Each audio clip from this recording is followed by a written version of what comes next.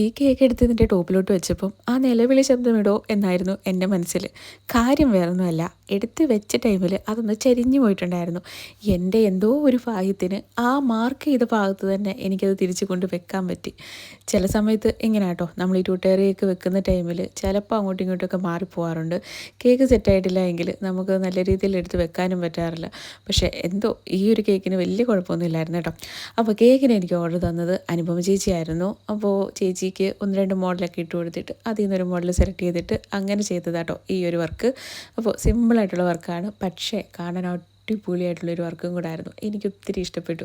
നമ്മുടെ light pink ഷെയ്ഡിൽ ഇതേപോലെ ഗോൾഡനും വൈറ്റും ഒക്കെ വന്നപ്പോഴത്തേന് നല്ല ഒരു രസമില്ലേ കാണാൻ വേണ്ടിയിട്ട്. ഇനിയിപ്പോൾ നിങ്ങളുടെ അവസരം കേട്ടോ. നിങ്ങൾക്ക് ഈ ഒരു കേക്ക് ഇഷ്ടപ്പെട്ടിട്ടുണ്ടെങ്കിൽ ഉറപ്പായിട്ടും കമൻറ്റ് ചെയ്യാൻ മറക്കണ്ട. മാത്രമല്ല എന്തെങ്കിലും കുറ്റമുണ്ട് ഈ ഒരു കേക്കിനെങ്കിൽ അതും കമൻറ്റ് ചെയ്യാൻ മറക്കണ്ട കേട്ടോ. അപ്പോൾ നമുക്ക് അടുത്തൊരു അടിപൊളി വീഡിയോ ആയിട്ട് കാണാം. ടാറ്റാ.